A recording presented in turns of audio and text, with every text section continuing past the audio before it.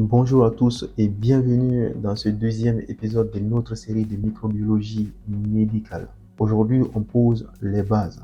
Qu'est-ce qu'un micro-organisme et comment différencier les grandes familles des pathogènes? Un micro-organisme est un être vivant invisible à l'œil nu. Il peut être unicellulaire comme une bactérie, pluricellulaire, certains parasites ou même acellulaire comme un virus. En médecine, on s'intéresse surtout aux micro-organismes pathogènes, c'est-à-dire ceux qui peuvent provoquer des maladies. Les bactéries, ce sont des cellules prokaryotes, donc sans noyau. Pour la reproduction, ils sont autonomes et la reproduction passe par fission binaire. Des exemples, on a Escherichia coli, le streptocoque pneumoniae. Le traitement, ça se fait par des antibiotiques. Les virus, ce ne sont pas des cellules, ce sont des entités acellulaires avec juste de l'ADN, de l'ARN dans une coque protéique. La reproduction dépend entièrement des cellules hôtes. Exemple, on a le VIH, le virus influenza, le SARS-CoV-2, COVID-19. Le traitement se fait par des antiviraux ou des vaccins.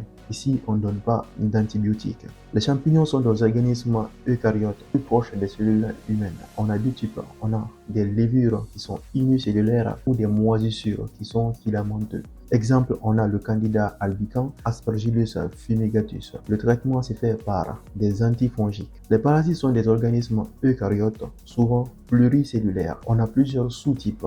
Des protozoaires qui sont unicellulaires comme le Plasmodium. On a des helminths qui sont des vers comme le Lascaris.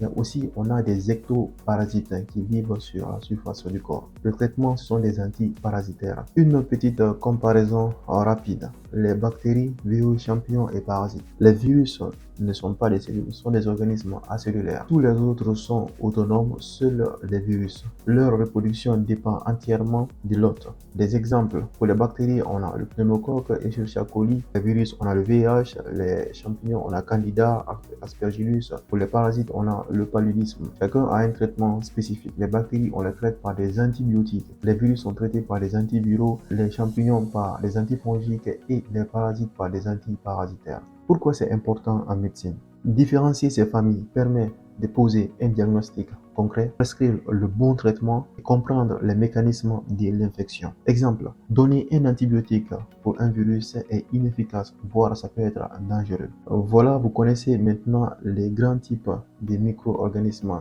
pathogènes. On approfondira chacun d'eux dans les vidéos suivantes. Pensez à liker, vous abonner et laisser un commentaire si vous avez des questions. Merci et ciao ciao.